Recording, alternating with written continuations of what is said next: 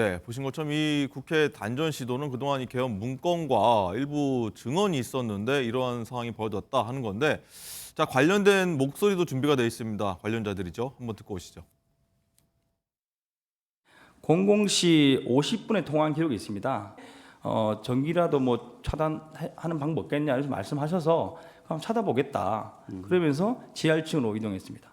현장에 있는 지휘관들과 이거 공포탄을 쏴서 들어가야 되나, 이 전기를 끊어서 못하게 해야 되나, 이런 부분들에 대한 논의를 했었고. 자, 윤지원 기자, 일단 당시 단전 조치가 일단 국회 의사를 방해할 시도였는지, 의도였는지, 아니면 단순히 통제 임무였는지 의견이 분분할 것으로 좀 보이는데, 자, 윤지원 기자, 일단 여기에 대해서 윤 대통령은 여기에 대해서는 계속 부인을 해왔어요. 네, 그렇습니다. 윤 대통령 측은 어제도 입장문을 냈는데요. 이 대통령과 국방부 장관은 단전을 지시한 적이 없다, 이렇게 밝혔습니다. 또 앞서서 보신 이 탄핵 재판에서의 증인들의 증언을 거론을 했는데, 이 곽종근 전 사령관도 역시 단전에 대해서 누구로부터 지시를 받은 사실이 없다라고 본인이 증언을 했고, 또 김연태 이 특임 단장도 관련 증언을 했다라면서 이게 대통령이 단전 지시를 하지 않았음을 명확하게 보여주는 것이라고 말했습니다. 민주당을 향해서는 민주당이 곽종근 전 사령관이 이 김연태 단장에게 과장된 지시를 한 것을 약점 삼아서 민주당의 입맛에 맞는 유리한 증언을 하도록 회유하고 있다, 이렇게 주장을 하기도 했는데요. 민주당은 이런 단전 조치가 조금이라도 더 일찍 이뤄졌다면 이 비상계엄을 해제하지 못했을 수도 있다, 이런 목소리를 계속해서 높이고 있습니다. 들어보시죠. 지하에서 국회 본관과 의원회관이 연결된 통로의 문을 소방호스로 묶어 통제하려던 계엄군은 1시 6분 26초에 지하 1층의 분전함을 열었습니다.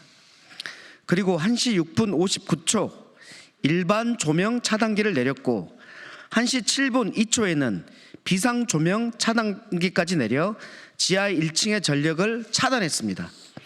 이 단전 조치는 약 5분 48초간 지속됐습니다. 만약 계엄군이 지하가 아닌 본관 전체의 전기를 끊었거나 그 조치가 조금 일찍 이루어졌다면 국회는 어둠 속에서 혼란에 빠져 비상계엄을 해제하지 못했을 것입니다. 네, 이 송치훈 부의장, 일단은 보면은 국회에서 계엄 해제 의결이 있고 나서 이게 이뤄진 건데 왜 의결이 있기 전이 아니라 이후에 했을까라는 게 하나 의문점이고, 일단 대통령실 측에서는 일단 곽종근 전 사령관이 지시한 것 같다, 대통령이 아니다라고 얘기를 하고 있는데 어떤 게 다 맞아 보이십니까? 자, 일단은 곽종근 특수전 사령관이 그럼 왜 단전을 시도했을까를 생각해 봐야 되잖아요. 그럼 대통령께서 150명이 넘으면 안 된다, 투표를 막아야 된다라고 명령을 했기 때문에 단전이라는 단어를 쓰지는 않았죠. 뭐 전기를 끊으라는 얘기는 하지 않았지만 어떻게든 150명이 넘으면 안 되고 투표를 하도록, 해제 투표를 하면 안 된다라는 명령을 곽종근 사령관에게 내린 겁니다. 그렇기 때문에 곽종근 사령관은 그럼 어떻게 막을 수 있을까? 뭐 끌어내야 되나? 아니면은 그럼 단전이라도 해야 되나? 라는 방안을 찾은 거죠. 그럼 대통령의 명령에 의해서 단전을 지시한 겁니다. 그렇게 유추할 수 있다. 그렇죠. 근데 김연태 단장이 그런 얘기를 했었죠. 우리에게는 707 특수단에게는 뭐 국회의원을 끌어내라거나 이런 명령을 내린 적은 없었다. 우리는 봉쇄 명령만 받았고 단전 명령을 받은 겁니다. 그리고 그 결정적 증거가 또 하나 있는 것은 곽종근 사령관이 이런 얘기를 했습니다. 투입이나 이런 것들에 대해서는 본인이 직접 지시를 받았지만 나중에 모든 것이 상황이 끝난 다음에 인원들을 빼내는, 철수시키는 명령을 할 때는 본인의 판단이었다. 왜? 김명현 장관이나 대통령으로부터 아무런 연락이 없었기 때문이라고 했잖아요. 그렇기 때문에 아마 계엄 해제 의결이 된 이후 아마 그 철수를 하는 그 시간까지는 곽종근 사령관도 아무런 연락을 못 받았기 때문에 그 김연태 단장에게 추가 지시를 내리지 않았을 겁니다. 그렇기 때문에 단전을 하러 간 병사들은 우리는 그냥 단전하라고 명령을 받았기 때문에 직원들이 와서 해제됐으니까 끝났습니다라고 말을 해도 본인들이 받은 명령은 철수 명령을 아직 안 받았기 때문에 그럼 단전을 해야 되겠구나 하고 단전을 하러 간 거죠. 그런데 본인들은 군인이지 않습니까? 군인들은 국회 사무처 직원 말을 듣습니까? 오로지 상관의 명령을 듣는 거기 때문에 상관의 명령이 단전하라라고 내려왔던 것을 이행한 것이기 때문에 곽종근 전 사령관이 대통령의 말을 들어서 국회의 권능을 무력화시키는, 투표를 못하게 하는 그 목적에 의해서 단전을 했다는 것은 저는 명백하다고 생각합니다. 네, 자, 박상수 대변인, 일단은 같은 질문 드릴게요. 일단 국회 의결 이후에 단전을 시도한 이유, 그리고 탄핵 심판 막바지지 않습니까? 이거에 좀 영향이 있을지 여부 어떻게 보십니까? 명백한 물증이 지금 존재하는 거잖아요. CCTV가. 그러니까 물증이 있기 때문에 이 사실 자체, 단전을 했다는 사실 자체, 객관적 사실 자체는 부인할 수 없는 사실이 됩니다. 그러면 이제 왜 했냐와 누가 지시했냐 이렇게 두 가지가 남고 이걸 왜 이 시점에 했느냐가 이제 가장 큰 의문에 쌓이는 상황인데 저는 당시 현장에 있었기 때문에 현장에 있었던 입장에서 당시에 어떤 분위기였냐면 계엄이 해제가 결의가 되고 나서도 국회의원들이 밖으로 나오질 못했어요. 본회의장에서 밖으로 나오질 못했는데 이유가 우리 헌법상에는 계엄 해제 결의 요구권이 있고요. 그다음에 이제 대통령이 계엄 해제를 선포해야지만 계엄 해제가 됩니다. 그러니까 그 사이가 어떻게 되느냐가 사실 당시 저는 이제 로텐도홀에 있었고 당시 나중에 얘기를 들어보니까 국회 안에서 여야 의원들도 율사 출신들을 중심으로 그 사이에 어떻게 되느냐를 가지고 논쟁이 좀 있었다는 것 같아요. 그러니까 해제 결의가 있은 다음 해제 선포가 있기 전까지 약 몇 시간의 시간이 있는데 그게 어떻게 되는지에 대한 것이 있었던 거죠. 그래서 저는 이제 어쩌다 보니 로텐도홀에 있는 우리 당 인사 중에서는 유일한 변호사였어요. 그러다 보니까 이제 우리 당 당직자들이 저한테 이제 묻더라고요. 그래가지고 이제 판례를 찾아봤죠. 판례를 찾아보니까 54년 판례가 하나 나오는데 54년이요? 1954년 판례가 나오는데 이제 한국 전쟁 당시에 계엄이 선포가 되고 포고문이 발표된 다음에 국회에서 계엄 해제 결의가 있었는데 대통령이 계엄 해제 선포를 하기 전에 당시 이승만 대통령이죠. 이승만 대통령이 계엄 해제 선포를 하기 전에 그 사이에 포고령 위반의 범죄를 저지른 사람에 대해서 과연 포고령 위반의 범죄로 처벌할지 말지가 대법원까지 올라가서 판결이 나온 게 있었습니다. 근데 그 판례에 따르면 계엄 해제 결의 이후 계엄 해제 선포 때까지도 계엄은 효력이 유지되고 포고령은 효력이 유지된다는 판례 내용이에요. 그래서 제가 그 판례 내용을 보면서 아직 계엄이 유지된 상황인데 라고 설명을 해준 게 기억이 나요. 근데 나중에 얘기 들어보니까 원내에 있는 국회의원들도 율사 출신 중심으로 그 1954년 판례를 찾아서 그래서 그걸 확인하면서 그러면 아직 계엄 해제 선포가 있기 전까지는 계엄의 효력이 유지된 상태니까 이게 어떻게 될지 모른다라고 보고 거기서 본회의장을 계속 지켰다고 얘기를 들었습니다. 그러니까 이게 그렇다면 저 계엄군의 단전은 연장선상을 봐서 연장선상으로 볼 수가 있는 여지가 있는 거죠. 그 판례 효력을 생각을 한다면. 그리고 지금 성치훈 부의장이 얘기한 것처럼 바로 지시를 받은 거를 이제 군인들 같은 경우에 그 명령이 바뀌지 않으면 그 명령을 끝까지 이행을 해야 되는 또 그런 면이 있거든요. 그러다 보니까 그 계엄 해제 결의 전에 지시를 받고 명령을 받고 그 다음에 그 명령을 이행하려고 했던 거 아닌가. 행동 자체는 그렇게 보이는데 일단 당시 현장에서의 분위기는 계엄 해제 결의 후 계엄 해제 선포 이전에 계엄의 효력이 있는지가 쟁점이 되었던 그 시간이 있었습니다. 그래서 이러한 부분들이 조금 앞으로 헌법재판소 결정에도 영향을 줄 거고 이것이 이제 논해질 거라는 생각이 들고요. 그 다음에 이제 진짜 정전을 하려고 했다면 이거는 그 예방적인 계엄이었다, 질서 유지를 위한 계엄이었다의 주장을 강력히 탄핵하는 증거가 될 것이기 때문에 이 부분이 이렇게 특히 이제 중요한 게 물증이거든요. 이 물증의 존재라는 것은 상당히 좀 대통령 측에게는 불리할 수가 있는 그러한 내용이 될 것 같습니다. 그렇군요. 자, 그리고 윤 대통령이 내일 화요일과 목요일에 이제 탄핵 심판을 받게 되는데 목요일 10차 변론 기일이 아마도 현재로서는 마지막 증인 신문이 이어질 것 같다. 아마도 그때 정치인 체포 지시 관련된 것들이 아마 쟁점이 될 것 같은데, 자, 윤정 기자, 일단은 목요일에 홍장원 전 차장, 뭐 메모의 주인공이죠. 메모의 주인공 홍장원 전 차장, 그리고 한덕수 총리, 조지호 경찰청장이 나온다는 것 같은데, 나오게 될 것 같은데, 조지호 경찰청장은 좀 모르겠습니다만 어떤 점들이 좀 확인하게 될 것 같은가요? 네, 오는 20일 오후 2시로 일단 이 재판이 예정이 되어 있는데요.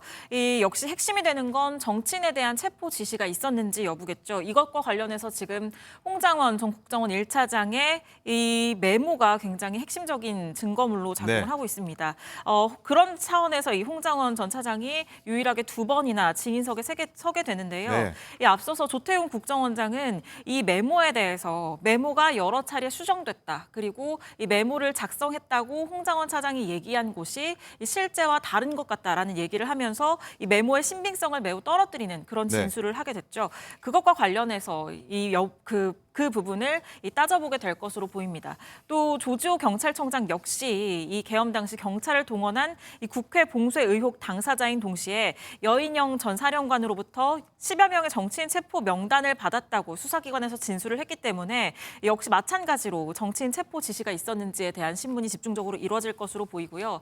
한덕수 국무총리의 경우에는 윤석열 대통령 측의 계엄 전에 이 야당의 횡포로 사실상 국정이 마비된 상태였다. 이런 부분을 윤 대통령 측은 집중적으로 질의를 할 것으로 보입니다. 하지만 한 총리는 앞서서 이 국회에서 여러 차례 본인이 계엄에 반대했다고 증언을 했고 또 계엄 전에 있었던 국무회의가 어떤 간담회 수준으로 흠결이 있다. 이런 주장을 해왔거든요. 이 부분 때문에 이 야당에서는 이 부분을 집중적으로 물어볼 것으로 보이기 때문에 윤 대통령에게 유리한 증언을 할지 그건 미지수입니다. 한덕수 국무총리 과거 국회 발언 들어보시죠. 예. 아마 이게 법적으로 어떻게 해석이 되느냐 하는 것은 저는 제가 판단하지는 않겠습니다. 그러나 제가 이 문제를 오랜 동안 국무회의를 했었던 그런 사람으로서는 도저히 이게 정식 국무회의라고 보기 어렵습니다. 자, 박상수 대변인, 일단은 한 총리를 불렀다는 것은 윤 대통령 측에서는 좀 더 유리한 걸 좀 끄집어내려고 할 텐데 일단 지금 방금 들었던 한 총리의 과거 발언 보면은 국무회의 성립 여부에 대해서 약간 부정적으로 내비쳤었거든요. 이건 국무회의가 좀 아니었던 것 같다는 뜻을 내비쳤는데 불리하게 작용할까요? 아니면 한 총리가 다른 입장을 좀 내게 될까요?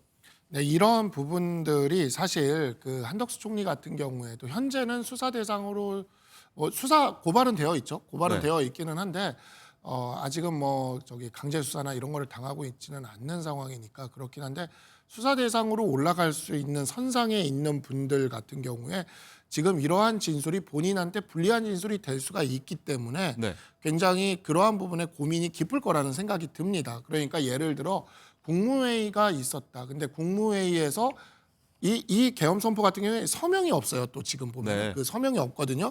근데 서명이라는 절차는 일단 빠져 있는 상황인데 국무회의가 일단 있었다라고 얘기가 되면 이 계엄이 만약에 추후 내란으로서 그 법적 성격이 규정되게 되고 그로서 처벌이 확정되게 된다면 흠결 얘기죠. 그렇죠. 예, 그렇게 된다면 이제 이에 대한 책임을 한덕수 총리가 같이 짊어지느냐 아니면 완전히 나갈 수 있느냐가 사실 어찌 보면은 이게 국무회의가 성립됐느냐 성립되지 않았느냐에서 달리거든요.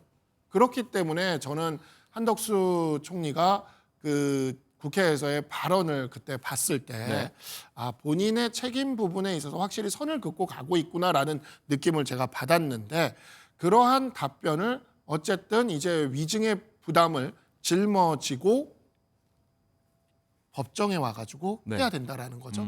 그러니까 이러한 부분이 굉장히 한덕수 총리 개인에게는 어떠한 좀 실존적인 어떤 고민이 되는 그러한 순간이 될 것이라고 생각이 들고요. 마냥 대통령 측의 긍정적인 답변만을 기대하기는 좀 어려울 수도 있다. 왜냐하면 본인의 어떤 책임이 여기서 엮여 들어가기 때문에 이러한 경우에는 보통 형사사건이나 이런 때 우리한테 유리할지 불리할지 잘 모르는데 증인 신청을 하는 경우는 잘 많지가 않거든요. 그렇다면 변론기를 좀 늘리기 위해서 추가로 증인 신문했다고 봐야 될까요? 그럴 현재로서는 불리한 진술 가능성이 가능성도 있는데. 있을 거라는 생각이 들어요. 불리한 진술의 가능성이 충분히 있는데 네. 이렇게 한다라는 거는 왜냐하면 그렇지 않으면 한덕수 총리 정도의 증인을 신청하지 않으면 변론기일이 8차에서 종결될 가능성도 있었잖아요. 그러니까 9차, 10차로 가기 위해서는 이 정도 인물의 증인이 필요했다라고도 볼 수도 있지 않을까. 그래서 20일에 가봐야 되겠지만 마냥 유리할 것이라고만은 기대하기는 좀 어려울 수 있다라고 생각합니다. 네, 20일 별로 한번 지켜보도록 하겠고요. 목요일입니다. 그리고 성치훈 부의장님, 일단은 한 총리만큼이나 가장 뜨거운 감자죠. 메모의 주인공 홍장원 전 차장이 다시 한번 출석을 하는데 지난주 보면은 일단 조태용 국정원장이 뭐 상급자라고 볼 수 있는데 홍 전 차장 메모의 신빙성을 거의 부인을 했거든요. 이거는 좀 가능성이 메모의 신빙성이 좀 낮다, 오염됐을 가능성이 높다 이런 얘기를 했는데 홍 전 차장을 불러서 홍 전 차장은 또 어떤 얘기를 하게 될까, 어떤 반박을 하게 될까요? 일단은 첫 번째는 이제 CCTV 관련 이야기를 하게 될 것 같습니다. 조태영 원장이 일단 그 헌재에 나와서 기억에 관해서도 취사 선택해서 이야기했고 CCTV의 내용도 취사 선택해서 이야기했어요. 그게 뭐냐면 그날 대통령이 나에게 명령 내린 적 없고 대통령과 관련된 기억은 다 기억한다면서 증언을 했잖아요. 네. 근데 비상계엄 전날 직전 날인 12월 2일 김건희 여사와 주고받은 문자는 기억이 안 난다고 갑자기 기억에 대해서 취사 선택을 했습니다. 예. CCTV도 마찬가지입니다. 만약에 홍장원 차장을 CCTV를 다 살펴보니 이 사람은 정말 신뢰가 떨어지는 사람이다라고 공격을 하고 싶었으면 다 살펴보니 공터에 나온 적도 없었다. 공터에 나와서 전화 받고 메모하는 그런 과정이 아예 없었다라고 말하면 되거든요. 근데 정확히 콕 집어서 11시 6분엔 사무실에 있었다. 이것만 얘기했다는 것 자체가 뭔가 전체적으로 CCTV를 본 조태영 원장 입장에서는 이 홍장원 차장이 시간에 약간 몇 분의 착각만 했지 실제 공터로 나와서 전화 받은 사실이 있다는 걸 전 보여준 거나 다름없다고 보거든요. 네. 현재에서 아마 전체 CCTV를 통해서 홍장원 차장이 발언한 것이 11시 6분이라는 그게 몇 분 차이는 시간적 차이만 하는 걸 아마 증명하게 될 거고요. 메모도 마찬가지입니다. 메모도 사실 이 뭐 첫 번째, 두 번째, 뭐 세 번을 썼기 때문에 이게 오염됐다고 하지만 첫 번째, 두 번째, 세 번째에서 내용이 그대로 유지되면 이게 오염된 건 아니거든요. 그리고 메모의 내용이 지금 홍장원 차장뿐만 아니라 방첩사에 있는 김대우 전 수사단장이나 아니면 조지호 경찰청장이나 이렇게 방첩사와 경찰청에서 똑같이 이 체포조의 명단을 얘기한 것과 거의 흡사합니다. 거의 유사합니다. 한두 명만 차이 있고 거의 똑같기 때문에 체포조의 명단 사실 자체는 사실상 오염됐다고 보기도 어렵습니다. 그럼에도 불구하고 왜 자꾸 홍장원 차장을 공격하느냐? 네. 아까 말씀드린 방첩사와 경찰청 똑같은 명단을 들었지만 이 두 기관은 대통령으로부터 직접 들은 게 아니거든요. 근데 홍장원 차장은 대통령으로부터 직접 싹 다 잡아들여 방첩사 지원해 방첩사령관이랑 통화해봐 네 육사 후배지 이 전화 이후에 방첩사령관과 통화하면서 명단을 들은 거기 때문에 사실상 대통령으로부터 직접 이 체포조와 관련된 명령을 들은 겁니다. 그렇기 때문에 대통령과의 직접 연관성이 있기 때문에 조지호 경찰청장이나 방첩사에 있는 연관급 장교가 아닌 홍장원 차장을 자꾸 공격하고 탄핵시키려고 하는 건데 저는 홍장원 차장의 이런 메모의 오염 가능성이나 CCTV 말씀드린 것도 마찬가지로 오히려 저는 증언의 신빙성을 높이는 쪽으로 흘러갈 거라고 좀 보고 있습니다. 네, 목요일이니까 한번 지켜보도록 하겠고. 자, 그리고 이번 주 윤 대통령 아주 바쁜 한 주가 될 것 같습니다. 헌재 변론 기일과 형사재판 날짜가 겹치는 부분인데 아마 이 부분이 향후 정치 일정에도 큰 변수가 되지 않을까 이런 전망도 조심스럽게 나오고 있는 상황인데 윤정원 기자, 일단은 윤 대통령 측이 일단 재판 2개 겹쳐서 헌재 일단 기일 변경을 요청했어요. 결과가 좀 언제 나올까요? 네, 그 부분은 지금 헌법재판소가 논의를 하고 있는 것으로 보이고 네. 이르면 오늘도 그 결과가 나올 수도 있어 보입니다. 말씀하신 것처럼 윤 대통령은 첫 형사재판이 오늘 20일 오전에 있거든요. 네. 그리고 오후에 2시에는 탄핵재판이 있습니다. 그런데 공판 준비기일은 보통은 이 쟁점과 증거를 정리하는 절차에 그치기 때문에 피고인이 출석할 의무는 없습니다. 네. 그런데 이날에 이 윤 대통령이 청구한 구속 취소 여부도 함께 신문을 할 예정이거든요. 그렇기 때문에 윤 대통령이 직접 출석을 할 가능성도 있는 상황입니다. 이 점을 들어서 대통령 변호인단은 일정이 중첩이 될 수도 있다. 그렇기 때문에 20일 이 탄핵 재판을 25일로 변경해달라 이렇게 기일 변경을 요청을 한 상태입니다. 네, 박상수 대변인 일단 뭐 변호사시라서 많은 부분 아마 이 재판 흘러가는 상황을 좀 보셨을 텐데 그러니까 물리적으로 형사 재판 첫 이제 공판이라서 짧게 끝날 것 같기도 하고 물리적으로 오후에 헌재 출석도 가능하지만 어쨌든 방어권 부장이라는 논란이 좀 있기 때문에 헌재가 어떤 결정을 할까요? 연기를 해줄까요? 뭐 그대로 강행을 할까요? 어떻게 보십니까? 그래서 뭐 저는 지금 제 사건 목요일에 있는 사건도 제가 방송 출연이 하나 시간이 들어와가지고 네. 기일 변경 신청해서 했어요. 아, 그렇습니까? 예, 일주일 했습니다. 아. 예, 그래서 사실 이런 이유로도 해줍니다. 예, 법원이 이거를 그 기일 변경 신청을 그것도 뭐 많이 늦춰달라는 것도 아니잖아요. 네. 저도 딱 일주일 뒤로 해달라 그랬거든요. 예. 그래서 제가 지금 재판부에서 받아들였다. 예, 중앙지법에서 네. 13일에 재판이었는데 20일로 딱 일주일 늦췄거든요. 네. 그런데 그러니까 뭐 이걸 뭐 한 달 늦춰달라 이러면은 재판부에서 무슨 소리야 하면서 네, 그냥 네. 해라 이러는 경우들이 많은데 한 일주일 정도는 재판부 입장에서도 그 정도는 그 편의를 봐주는 것이 상례입니다. 예. 그래서 지금 같은 경우에는 특히 구속 취소와 관련된 대통령에 대한 신문이 목요일 오전에 있을 수가 있거든요. 할 수가 있어요. 네. 그것도 같이 하기 때문에 그러면 그때 신문하고 그다음에 오후에 바로 이 헌법재판을 하라 그러면 그것도 증인신문이잖아요. 증인신문 되게 중요한 건데 이 두 가지를 동시에 하루에 하기가 굉장히 버거울 수가 있습니다. 그렇기 때문에 저는 뭐 당장 이번 주에도 방송 출연 때문에 재판 기일 하나 변경했는데 네. 이 정도 사안인데 헌재에서 기일 변경을 안 받아준다면 그러니까 헌재가 지금 너무 무리하고 있어요. 그래서 국민들이 다 의심을 하고 있지 않습니까? 헌재가 지금 이 결론을 이재명 대표의 대법원 판결이 나오기 전에 대선이 치러질 수 있도록 하기 위해서 이걸 인위적으로 지금 숫자를 맞추고 있다라는 이 강력한 의심을 지금 계속해서 받고 있는데 굳이 왜 그러는지 모르겠어요. 그럴 이유가 없어요. 헌법재판소 정도 되는 단심제 기관이. 그렇기 때문에 대통령에 대한 방어권 보장이라는 차원에서라도 이 기일 변경 신청은 받아줘야 된다. 그냥 그 평범한 변호사의 사건도 네. 예, 밀어주는 게 법원이다. 지금까지 그 방송 출연 같은 사유로. 그렇군요. 제가 분명히 방송 출연이라고 썼습니다. 네. 그런데 변경이 됐어요. 네. 네.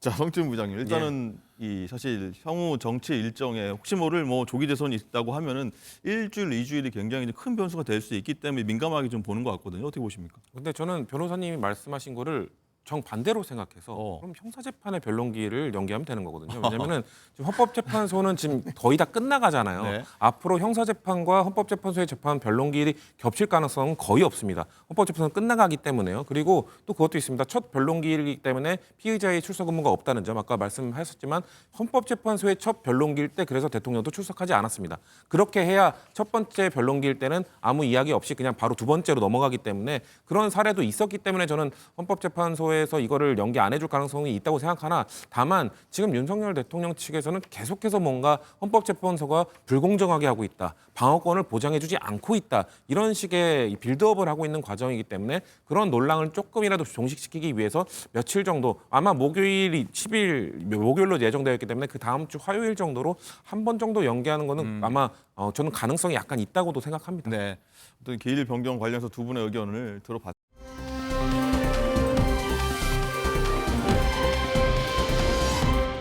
자, 그리고 저희가 지난주 금요일에 전해드렸던 이 주말 광주 금남로 탄핵 찬반 집회 두고 굉장히 많은 공방들이 오갔습니다. 현장에서도 그렇고요. 서울에서도 마찬가지로 굉장히 많은 의견들을 냈는데 어떤 얘기들 오갔는지 한번 들어보시죠.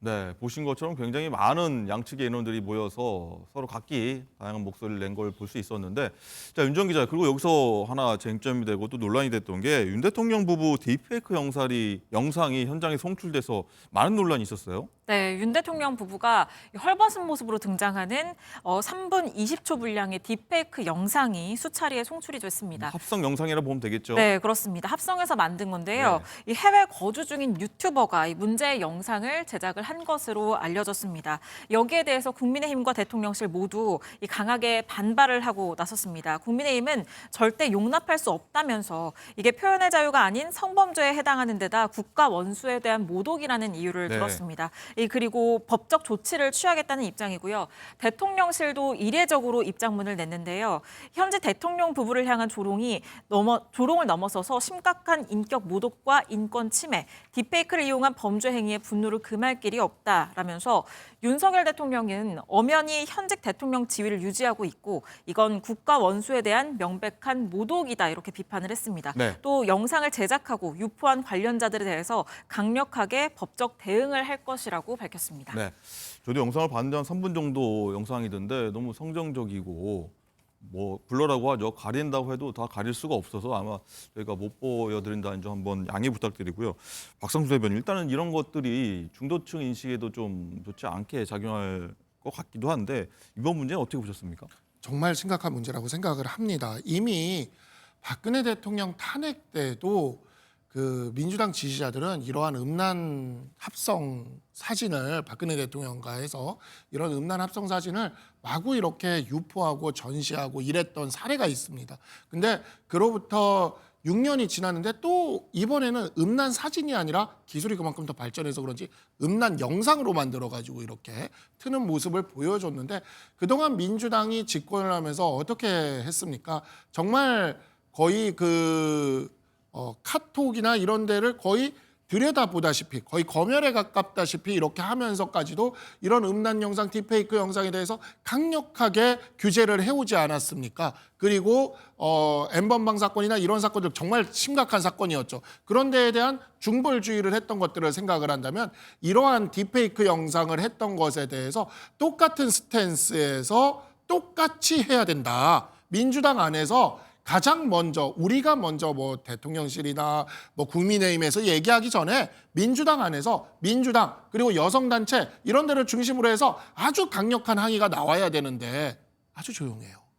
이와 같은 이중성에 대해서 국민들은 냉정하게 모두 보고 있다. 그리고 민주당은 이러한 부분에 있어서 정말 민주당이 나서서 규탄하고 사과하고 그리고 엄벌로 처벌하라고 고발하고 탄원서 내고 다 해야 된다고 생각합니다. 네. 뭐 언급하셨던 민주당 지지자가 만들었다 이전에 이런 부분 한번 특정되지 않았다는 점 한번 좀 바로잡도록 하겠고요.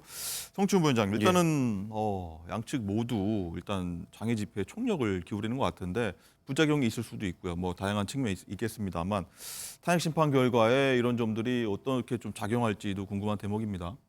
근데 저는 제도권 정치가 이런 탄핵 찬성 집회, 반대 집회에서 방금 말씀하신 것처럼 이런 딥페이크 영상 같이 선을 넘는 것들에 대해서는 자정작용을 할 수 있는 그런 역할을 해야 된다고 생각합니다. 근데 이게 탄핵 찬성 집회뿐만 아니라 반대 집회에서도 선을 넘는 행위들이 너무 많이 일어나고 있거든요. 지난 광주에서의 탄핵 반대 집회에서는 그 5.18 북한군 개입설과 관련된 그걸 주장하는 유인물을 배포하기도 하고 그리고 연단에서는 계속해서 뭔가 헌법재판관들을 뭐 반역자라고 말하고 뭐 비상계엄은 이건 계몽령이라고 말하는 이런 선을 넘는 발언들에 대해서 집권 여당인 국민의힘이 그냥 방관하고 있거든요. 저는 딥페이크 영상에 대해서 민주당이 만약에 침묵하고 이것도 표현의 자유라고 뭐 주장하고 뭐 옹호한다 이러면 비판받아야 된다고 생각합니다. 선을 넘는 거에 대해서 자중시켜야 이 탄핵 심판 이후에 어떤 결과가 나오든 국민들이 받아들일 수 있게 되는 거거든요. 그 사법부의 판단에 대해서 국민들이 얼마나 수용하느냐 이게 민주주의의 척도가 되고 헌법을 지키기 위한 척도가 될 텐데 지금 양 정당 모두 국민의힘 지금 제가 봤을 때는 더 많은 방관을 하고 있습니다. 집회에서 이 헌법재판소를 공격하는 발언들에 대해서 좀 자중시킬 필요가 있습니다. 그래야 지금 너무 과열되어 있는 이 국민들의 열기가 탄핵 이후에 좀 자정될 수 있기 때문에 저는 민주당도 저는 내부에서 이런 딥페이크 영상이나 이런 거에 대해서 자정해야 된다. 이거 우리가 지적해야 된다고 주장하겠습니다. 국민의힘도 그런 방향으로 이끌어가야 우리가 탄핵 이후, 심판 이후를 준비할 수 있을 것 같다. 이런 말씀 드리겠습니다. 네, 알겠습니다. 자, 그리고 말씀하신 대로 이번 현장에서 다양한 목소리가 광주 집회 때 나왔는데 주목받는 두 명의 역사 강사도 굉장히 많은 목소리를 쏟아냈고 뭐 다른 한 명은 많은 분들이 아시진 못하는 인물이어서 좀 생소하고 또 생경하게 느꼈는데 뭐 어떤 인물인지 한번 들어보시죠. 우리의 주장은 자유민주주의 체제를 지키고 법치를 존중하며 공정과 상식이 존중되는 대한민국을 지키고자 하는 것입니다. 최소한 광주에서 내란 수배를 옹호하고 비상계엄을 지지하는 집회를 한다는 것은 홀로코스트가 행해진 곳에 나치 추종자들이 그곳에서 집회를 한다는 것입니다. 네, 윤정 기자. 일단은 두 명의 역사 강사인데 보니까 유튜브 구독자가 전한길 강사는 125만, 황현필 강사는 108만 명이네요. 강사들이 나오고 있어요, 집회에. 네, 그렇습니다. 전한길 강사는 최근에 구독자 수가 많이 높아진 거고 이 황현필 강사는 원래 유명 유튜버로 활동을 했었습니다. 이 황현필 씨는 7년 동안 고등학교에서 재직을 했다가 이후에는 이 온라인 수업을 통해서 대입 강의를 했었고 이후에 공무원 한국사를 진행하다가 지난 2023년부터 이 유튜브를 통해서 역사 콘텐츠를 만들고 있는데요. 이 전한길 씨와 황현필 씨의 이런 엇갈린 시선이 공개적으로 드러난 건 이번이 처음은 아니고요. 이 지난 영화 건국전쟁을 통해서 이 시선이 드러났습니다. 지난해 2월에 개봉을 했는데 이 영화가 이 당시 제1에서 3대 대통령인 이승만을 다룬 다큐멘터리 영화였는데요. 당시 윤석열 대통령은 우리나라 역사를 올바르게 인식할 수 있는 기회라고 평가를 했고 국민의힘 의원들과 단체 관람을 나섰습니다. 그런데 민주당에서는 역사 왜곡 논란 비판을 받았죠. 이 당시에 전한길 씨는 이 건국전쟁 관람 후에 자신의 SNS를 통해서 역사 공부로도 괜찮고 감독이 많은 노력을 해서 제작한 영화라고 느껴져서 영화비가 아깝지 않았다. 이렇게 긍정적인 평가를 내놨었는데 이 황 씨는 자기가 영화표를 직접 사들고서 가서 영화를 봐야 되냐라고 얘기를 하면서 네. 본인의 역겨움은 누가 감당하나 이렇게 이 불편함을 노골적으로 드러내기도 했었습니다. 네.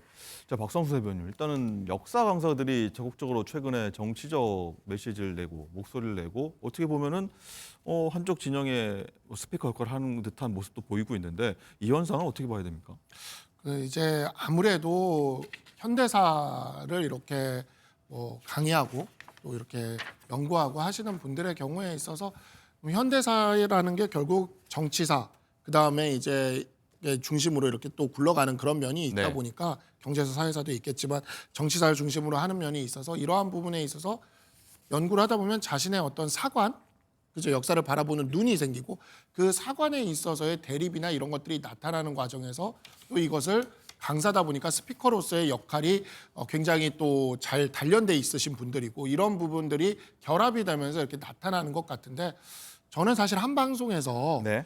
그 전한길 선생님 다음에 제가 방송을 한 적이 있어요. 한 방송에서 그렇게 했는데 전한길 선생님의 어떤 그 순수한 열정, 그 다음에 역사 의식에 대한 그런 것들에 대해서 공감하는 면도 있고 굉장히 또 호소력도 있으셔서 방송인데도 굉장히 강의처럼 하셔가지고 진짜 앉아서 이렇게 다음 순서를 대기하면서 네. 강의처럼 듣게 되더라고요. 그래서 굉장히 이렇게 저기를 하는데 하지만 이제 법률가적 입장에서 전한길 선생님의 이야기 중에서 조금 납득이 안 되는 면들이 좀 있었어요. 근데 이러한 부분들이 그러니까 이제 뭐 고대사나 중세사나 이런 데에서는 역사학자들이 중심이 될 수 있지만 여기 성치훈 부의장은 또 정치학을 전공했고 네. 저는 법학을 전공했지만 현대사의 경우에 있어서는 법학이나 정치학적인 접근들도 같이 좀 이렇게 봐야 되는데 너무 이렇게 어찌 보면은 그 자신의 사관을 중심으로 하는 이야기들을 너무 확정적으로 이야기를 하시는 것이 이 상황의 극단화를 좀 끌고 가는 게 아닌가. 황현필 강사 같은 경우에 과거에 아까 뭐 성치훈 부의장이 그 계엄에 대해서 이런 식으로 왜곡해서 얘기하는 우리 쪽에 뭐 집회가 있었다 하지만 황현필 강사는요 6.25 전쟁이 미국에 의해서 일어났다라는 그 영상을 방송을 해서 네. 굉장히 그 화제가 되고 논란을 일으켰던 적이 있어요. 근데 이러한 부분들이 사실 조금 너무 역사 강사들이 이렇게 나와서 하시는 것들이 약간 좀 편향적이지 않을까라는 그런 걱정이, 네. 우려가 좀 있습니다. 알겠습니다. 성치훈 부의장. 일단은 양쪽 진영을 대표하는 역사 강사들이라 뭐 반대로 생각하면은 듣고 싶은 목소리는 들을 수 있지 않을까 이런 네. 좀 지적도 있을 것 같아요. 아무래도 지금 이번 찬성 집회나 반대 집회나 2030의 참여가 좀 주목을 받고 있잖아요. 그렇다 보니까 이 대입 강사, 공무원 시험 강사를 하셨던 분들의 영향력이 좀 있다 보니까 이분들의 목소리가 좀 더 커지는 것 같기도 하고요. 네. 근데 저는 이분들이 뭐 아무래도 뭐 전달력도 좋고 스타 강사니까 말도 잘하고 영향력이 너무 좋기 때문에 이런 분들이 오히려 좀 선을 지켜주셔야 되는데 황현필 강사가 광주 집회를 가겠다고 선언하면서 말했던 게 뭐냐면 이 전한길 씨가 선을 넘었다라고 얘기했어요. 그러니까 제가 아까 말씀드렸던 전한길 씨 전 역사적 해석 다양하게 있을 수 있죠. 그런 거에 대한 뭐 판단 존중합니다. 그런데 대한민국의 현재 사법 시스템과 헌법 시스템을 흔들 수 있는 발언들은 하면 안 됩니다. 근데 계속해서 뭔가 헌법재판관들 본인과 다른 본인은 지금 헌법재판관들을 기각해야 된다고 주장하고 있기 때문에 인용하는 헌법재판관들은 민족의 반역자라느니 을사오적이라느니 이런 식으로 시스템 자체를 흔들 수 있는 발언들은 매우 부적절한 것이거든요. 그럼 황현필 씨는 아직 이제 한 번밖에 안 나왔기 때문에 추가적으로 발언을 하게 될 때 제가 말한 전한길 씨와 같은 선을 넘는 발언들을 하게 된다. 네. 저는 우리 진영 안에서도 그런 발언들은 자중해줘야 된다. 본인의 영향력을 좀 더 선하게 그리고 국민들이 갖고 있는 분노를 긍정적으로 발현시킬 수 있는 그런 내용으로 해달라고 요구를 해야 된다고 생각합니다. 네. 하지만 황현필 씨는 아직 한 번밖에 안 했기 때문에 전한길 씨의 발언은 저는 보수 진영에서 좀 자중시킬 필요가 있듯이 민주당에서도 황현필 씨의 앞으로 계속 나오실지 모르겠어요. 네. 앞으로 나오는 발언들을 보면서 혹시나 부정적인 방향을 하게 된다면 저희도 그 자정 노력을 하겠다는 말씀드립니다. 네, 앞으로도 지켜보도록 하죠. 자, 그리고 조기 대선 가능성이 열리면서 여야 잠룡들이 좀 움직이기 시작했다. 꿈틀대기 시작했다 이런 얘기가 나오는데 어제는 한동훈 전 국민의힘 대표가 정치 복귀를 시사한 부분이 있는데 여기에 대해서 윤상현 의원이 같은 당이죠. 윤상현 의원이 강하게 반발을 하면서 어떻게 보면 당내 긴장감도 흐르는 듯한 모습도 볼 수가 있는데 목소리 먼저 한번 들어보시죠. 그러나 지금 한동훈의 시간은 결코 아닙니다. 대통령이 지금 탄핵 심판 이게 결론이 아마 3월 중순 정도 예정되지 않겠습니까? 그때까지는 기다려주는 게 그 사람의 최소한의 예의로 봅니다. 지금은 들어올 타이밍이 아니다. 적어도 대통령의 탄핵 심판 결과를 보고 본인이 판단을 내려야지. 지금은 대통령의 시간입니다. 네, 어제 SNS에 이렇게 올렸습니다. 머지않아 찾아뵙겠다. 박상수 대변인 굉장히 측근 중에 한 분이신데 이 정치 복귀로 봐도 되겠는지, 구체적으로는 언제 등판을 하게 되는지 설명 좀 해주시죠. 그러니까 정치를 복귀하는 게 아니라 정치를 그만두신 적이 없어요. 그래서 어허. 지금도 계속 사람들을 만나고 있는 것도 네. 정치인 거고, 그냥 정치를 계속 하고 있는데 그게 이제 비공개로 하던 거를 공개로 하는 거를 이제 이야기를 하는 것이고, 윤상현 의원 같은 경우에 오세훈 시장이 그 우리 당 의원 50명 정도를 하고 거의 대선 출정식에 하게 했던 그 지방 분권 헌법 개정 토론회, 그에 대해서는 왜 아무 말도 안 하다가 어제 그냥 책 한 권 썼다라고 얘기를 한 거잖아요. 페북에 한 5줄, 6줄밖에 안 네. 되는 그걸 가지고 이렇게 소통관까지 잡아서 기자회견을 하는 걸 보면 한동훈 대표에 대한 두려움이 크구나라는 생각이 좀 들고요. 이 시점을 택한 배경은 뭡니까 지금? 2달이 됐죠. 네. 네, 2달이 됐고 아마 책이 곧 나올 겁니다. 네. 그러다 보니까 이제 그 전에 이제 2달 정도가 됐기 때문에 대표직 사퇴한 지 딱 2달이 됐기 때문에 그 시점에 이렇게 책을 쓰고 있다라는 책에는 이야기를 어떤 내용이 한 담깁니까? 거고요.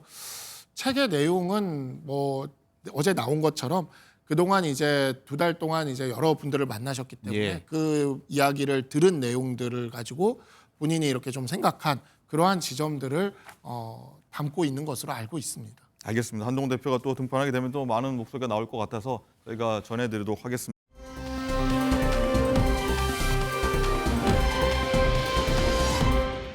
보신 대로입니다. 이 김세론 씨가 많은 분들에게 사랑받았었는데 갑자기 안타까운 소식이 전해져서 마음이 좀 아프다는 분들 많이 계십니다. 애도 표하면서요. 자, 홍 기자님, 어제 갑작스럽게 소식이 들려서 많은 분들이 놀랐어요. 그렇습니다. 어제였습니다. 서울 성동경찰서에 따르면 오후 4시 45분쯤에 이미 사전에 약속했던 친구가 김세론 씨 집을 방문해서 네. 숨진 채 있는 것을 발견해서 경찰에 신고했습니다. 2000년생이니까 25살, 정말 푸른 청춘의 나이였고 아마 많은 분들이 놀라셨고 안타까운 마음을 지금 지니고 계시다고 생각합니다. 네, 사실 김세론 씨 하면은 영화 아저씨로 좀 많이 유명했고 우리나라 또 최연소로 칸 영화제 레드카펫을 밟은 배우지 않습니까? 많은 기대가 있던 배우였어요. 네, 2010년이 아저씨였고 그 한 해 전에 2009년 김세론 양이 이제 그때 당시 9살이었어요. 영화 여행자라는 이 영화로 칸 레드카펫에 섰는데 이게 역도 최연소의 기록이고 지금 여행자 네. 포스터 보시면 정말 어린 모습이죠. 그렇군요. 좀처럼 깨지기 힘든 기록인데 이때 정말 연기를 너무너무 잘했어요. 그래서 세계인들이 주목했었고 그 이듬해 아저씨에서도 이 납치된 소녀의 이 심정을 어떻게 저런 표정으로 연기를 할까 그때 또 많은 분들이 굉장히 극찬을 했었고요. 맞습니다.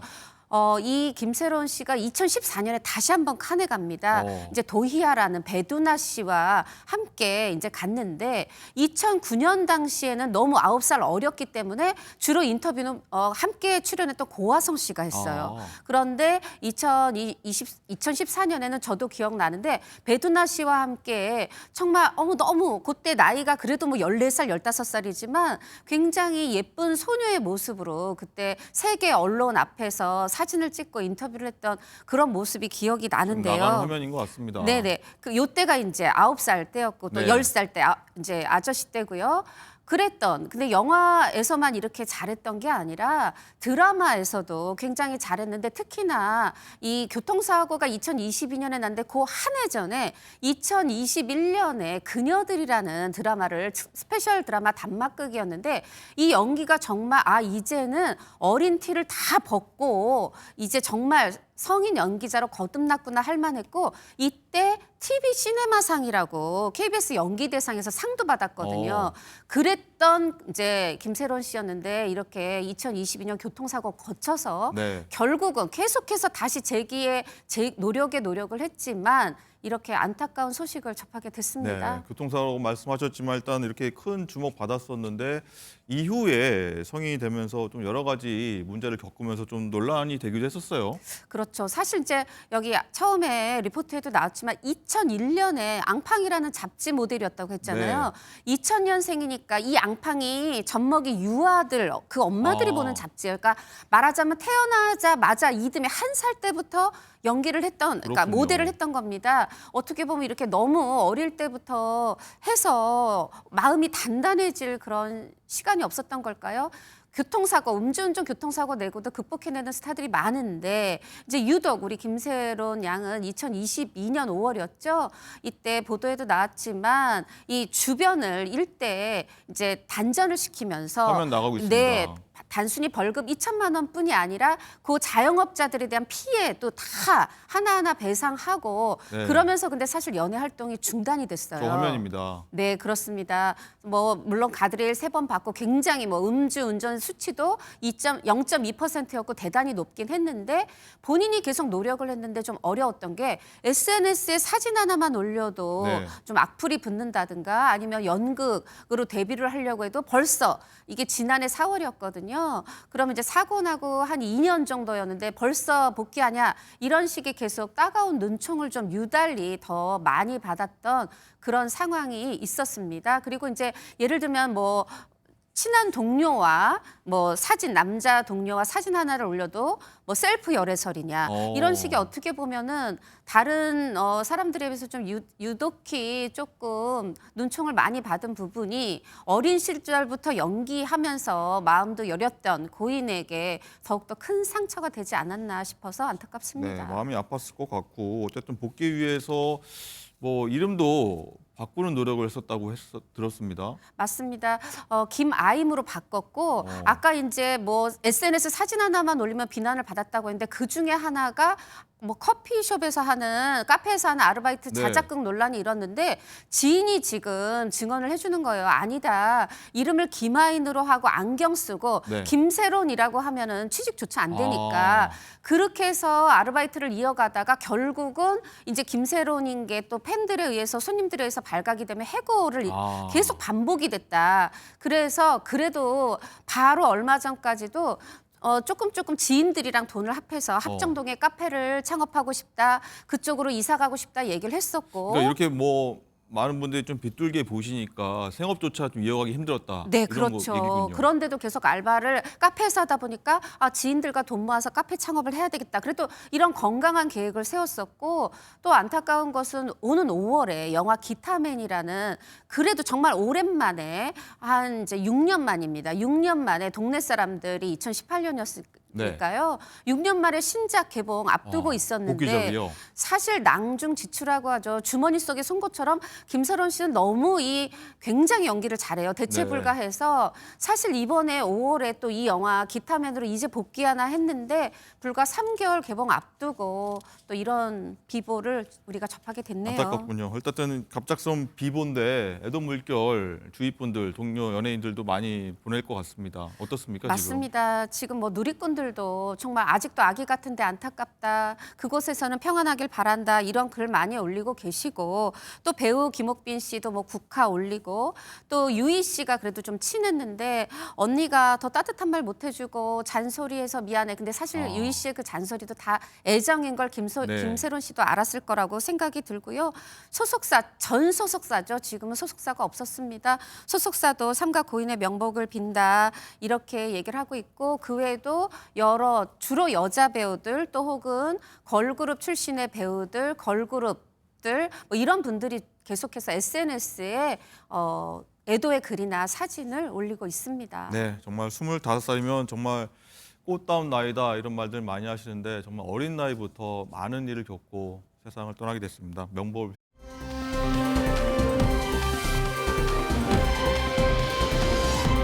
다음 얘기도 한번 짚어보도록 할 텐데 일단 분위기를 바꿔서 윤삼아입니다. 오랜만에 윤삼아 얘기가 나왔는데 반가운 부부의 이름입니다. 맞습니다. 배용준, 박수진 씨가 이 연세 세브란스 의료원에 무려 30억 원을 기부했다. 저소득층의 청소년이라든가 영유아를 위해서 써달라. 그리고 네. 지금 여러 가지 의료 대란 속에 어려운 상황에서도 미래의학을 계속해서 선도해달라 이런 뜻으로 30억 원을 이제 기부를 했다는 굉장히 큰 소식인데요. 돈입니다. 네, 사실 이제 두 사람이 2015년에 결혼했고 2016년, 2018년 연이어 이제 출산해서 두 자녀를 두고 있어요. 그러다 보니까 이렇게 부모의 마음으로 청소년이나 영유아의 어떤 건강을 생각하는 기부를 한 것이 아닌가 싶어서 더 주목이 됩니다. 네, 30억 원이면 정말 말 그대로 통 큰 기부다라고 할 수 있겠는데 배용준 씨 미담도 뭐 과거에 여러 가지 있어서 많은 분들이 좀 다시 좀 재조명하는 것 같아요. 맞습니다. 사실 이제 요번에 30억 기부하기 전에 이제 자녀들을 하와이에서 키우고 있어요. 엄마 아빠가 하와이에서 다 키우는군요. 연애 활동 준다고 하와이에 있잖아요. 네. 거기 뭐 사립학교에도 이제 기부를 했다고 하는데 미국했다고 한국에 하는 거 아니고요. 거기는 제가 이제 보니까 1만 달러 이상 2만 5천 달러 이하. 그러니까 한 3천만 원 안팎 정도를 기부했는데 지금 한국에는 100배 되는 30억 오. 기부한 거고 그런 미담 말고 또 어떤 미담이 있냐면 네. 드라마 태양사신기가 2007년도에 방송이 됐는데 이때 이 드라마에서 박성웅 씨가 아내 신은정 씨를 만나서 2008년에 결혼을 했거든요. 근데 결혼을 하는데 당연히 이 태양사신기 배용준 씨한테도 청첩을 했겠죠. 네. 그런데 하필 그날이 이 배용준 씨가 그 당시에 이제 문화관광부로부터 화감 문화훈장을 받는 날이었는데 그 수여식이 충북 청주에서 있는 겁니다. 그런데 또 박성웅 씨는 신은정 씨랑 결혼을 또 강원도에서 했어요. 네. 그러다 보니까 멀고 이거 어떡하나. 근데 배용준 씨가 먼저 전화를 했더래요. 혹시 결혼식장 근처에 헬기 착륙장 있을까? 이렇게 얘기를 하더니 못 오는가 싶었는데 이렇게 헬기를 타고 와서 결혼식에 참석을 하고 다시 헬기를 타고 네 이렇게 사라졌다 이런 이제 얘기를 이렇게 어렵게도 내 결혼식에 와줬다 하는 얘기를 박성웅 씨가 한 예능에서 얘기를 네. 해서 굉장히 화제가 됐었고 이 태양사신기라는 드라마가 한류 드라마였잖아요. 네. 그래서 심지어 박성웅 씨의 이 결혼식에도 일본 팬들이 강원도에서 하는데 300명이나 팬들이 참석을 해서 그렇게 축하를 해줬던 그런 결혼식이었습니다. 그렇군요. 뭐 미담까지 저희가 한번 살펴봤는데 그런데 앞서 좀 돌아가서 보면 30억 원을 기부한다는 굉장히 큰 돈인데 그럼 배용준 씨가 돈이 얼마나 많길래 이렇게까지 기부를 하나 싶기도 하거든요. 사실 뭐 태양사신기로 해서 아이리 뭐 드라마로 해가지고 큰 돈도 벌었지만 그거보다는 본인이 이제 연애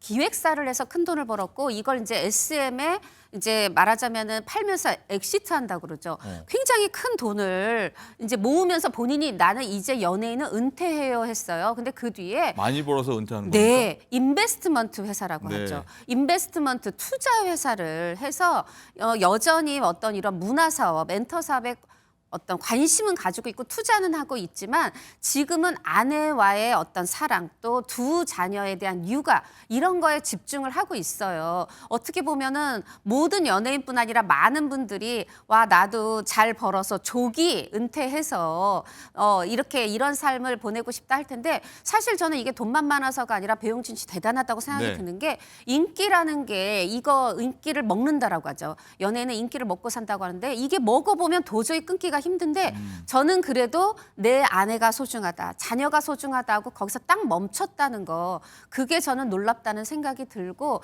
이렇게 계속해서 큰 기부를 해오는 걸 보면 투자를 잘하고 있다 싶습니다. 네, 구체적인 액수는 안 밝히시는군요. 알겠습니다. 굉장히 큰 돈을 받았다.